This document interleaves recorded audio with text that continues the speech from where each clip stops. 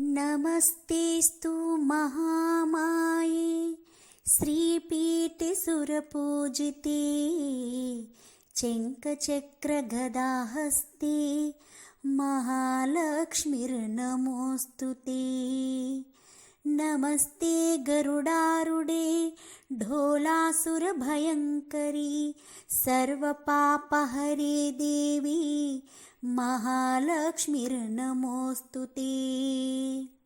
सर्वेज्ये सर्ववरदे सर्वदुष्टभयङ्करी सर्वदुःखहरे देवी महालक्ष्मीर्नमोऽस्तु ते।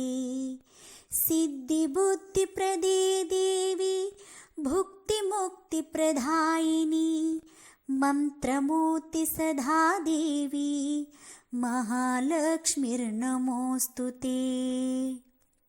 आद्यान्तरे ते देवी आदिशक्ति महेश्वरी योगेज्ञ योगसम्भूते महालक्ष्मीर्नमोऽस्तु ते।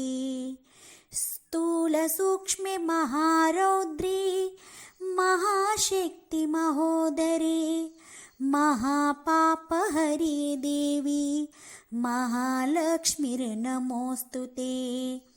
पद्मासनास्थिते देवी परब्रह्मस्वरूपिणी परमेशि जगन्मातर् महालक्ष्मीर्नमोऽस्तु ते। श्वेताम्बराधरे देवी नालाङ्कराभूषिते जगस्थिते जगन्मातर् महालक्ष्मीर्नमोऽस्तु ते।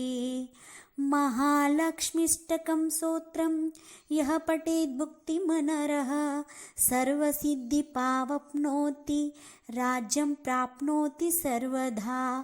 एककाले पठा नित्यं महापापविनाशनं द्विकाला पठा नित्यं धनधान्यसमन्वितः त्रिकालः पठे नित्यं महाशत्रुविनाशनं महालक्ष्मीर्भव